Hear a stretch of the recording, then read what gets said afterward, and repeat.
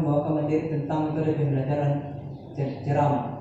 Namun sebelum itu kami akan memperkenalkan diri kami masing-masing. Perkenalkan, nama saya Filipus dengan NIM 220118068. Perkenalkan, nama saya Stefani Katamu, NIM 220118011. Perkenalkan, nama saya Nicola Dolani, NIM 220118018. Perkenalkan, nama saya Rinda Temani, NIM 220118039. Perkenalkan, nama saya Delansia Sampai, NIM 220118058. Terima kasih.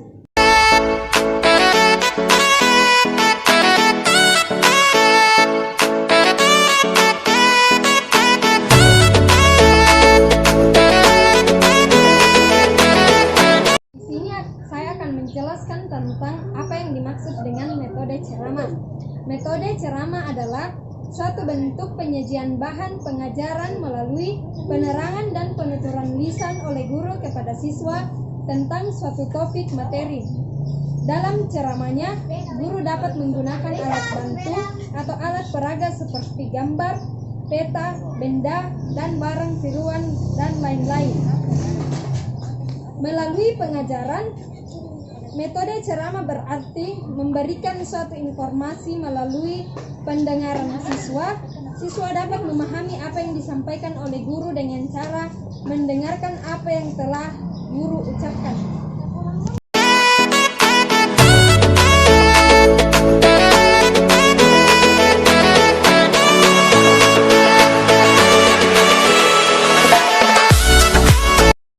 Adapun kelebihan dari metode ceramah yaitu praktis dari sisi perhatian, yang kedua efisien dari sisi waktu dan biaya, yang ketiga dapat menyampaikan materi yang banyak, dan yang keempat mendorong guru untuk menguasai materi, yang kelima lebih mudah untuk mengontrol kelas, yang keenam peserta didik tidak perlu persiapan, yang ketujuh peserta didik langsung menerima ilmu pengetahuan.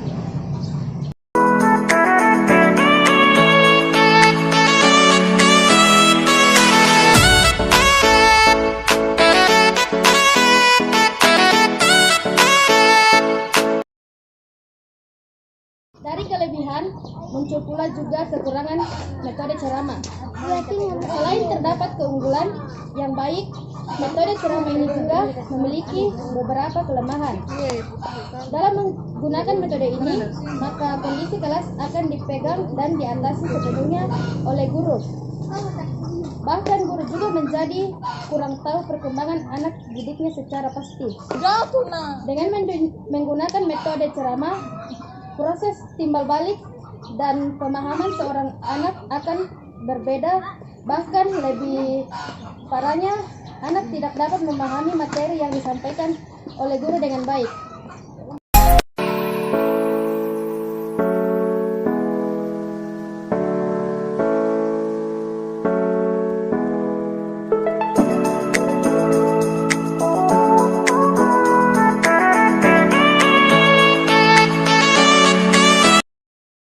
Di sini saya akan menjelaskan mengenai tujuan metode ceramah. Tujuan metode ceramah ialah menyampaikan materi pelajaran yang bersifat informasi, yaitu konsep, pengertian, prinsip-prinsip yang banyak dan luas, serta hasil penemuan-penemuan baru yang belum terpublikasikan secara meluas.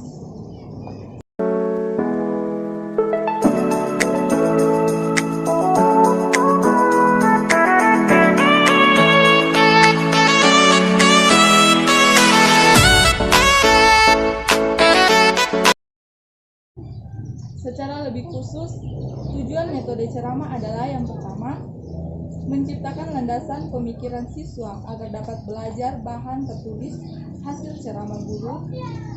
Yang kedua, menyajikan garis-garis besar, isi pelajaran dan permasalahan penting yang terdapat dalam isi pelajaran.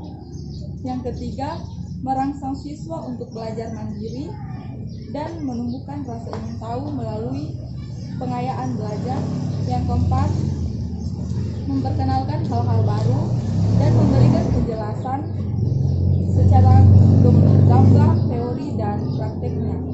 Yang kelima, sebagai langkah awal untuk metode yang lain dalam upaya menjelaskan prosedur yang harus ditempuh siswa.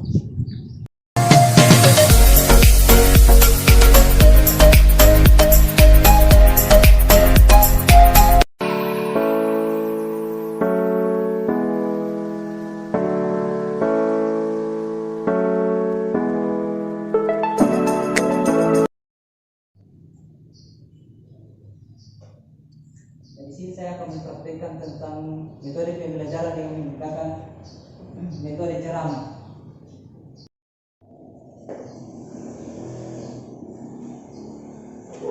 Selamat pagi anak-anak. Bagaimana kabarnya hari ini? Sehat? Ya. Sebelum kita mulai pelajaran kita hari ini, mari kita memulainya dengan doa sebagai anak Tuhan dan kita berdoa. Amin. Ya, hari ini kita akan belajar tentang bagaimana menjadi siswa yang baik, yaitu patuh kepada orang tua kita.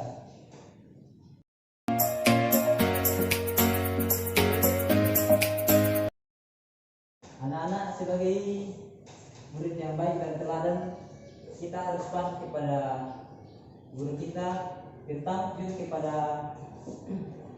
kepada orang tua kita. Jadi adik-adik di rumah harus patuh kepada kedua orang tua, kepada kakak-kakaknya di rumah. Jadi kita harus menghormati dan kita harus rajin di rumah, juga terutama di sekolah. Kita harus selalu memperhatikan bapak guru yang sedang mengajar dan juga mata pelajaran yang dibawakan. Jadi adik itu harus rajin belajar demi untuk masa depan adik-adik. Misalnya cita-citanya nanti menjadi, ada yang menjadi polisi, tentara, atau ada yang menjadi dokter. Siapa yang menjadi dokter? Ayo angkat tangan yang menjadi dokter, ayo. Yang menjadi guru ada? Angkat tangannya. Angkat tangan tinggi-tinggi ya. Angkat tangan tinggi-tinggi. Ya. Kalau mau jadi seorang guru itu harus rajin belajar, patuh kepada guru dan juga kepada kedua orang tuanya di rumah. Dan kita harus rajin belajar dan berdoa.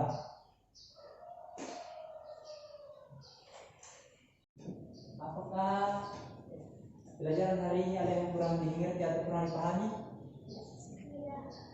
Semuanya sudah paham? Dan sampai di sini pelajaran kita hari ini. Sampai berjumpa besok.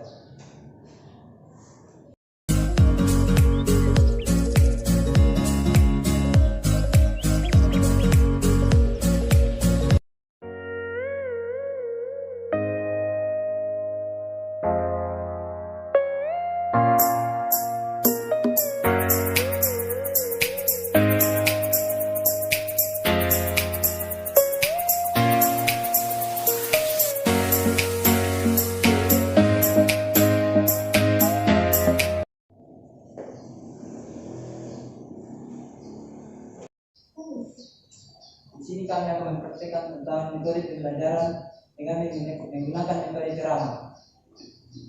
Selamat pagi anak-anak. Bagaimana kabarnya hari ini? Sehat? Ya, sebelum kita mulai pelajaran kita hari ini, mari kita berdoa. Hari ini kita akan belajar tentang faktor-faktor penyebab erosi. Pengertian erosi adalah penyepitan material pemukiman tanah secara bertahap, terutama bantuan endapan tanah akibat air, angin atau es. Erosi juga dapat diartikan pengangkutan material yang terkikis dari satu tempat ke tempat lain, seperti dari puncak gunung ke lembah terdekat atau dari bagian hulu sungai ke bagian hilir. Bagaimana anak mengerti? Dan faktor-faktor penyebab erosi. Ada beberapa penyebab faktor erosi. Yang pertama seperti iklim, topografi, vegetasi, aktivitas teknologi pada tanah.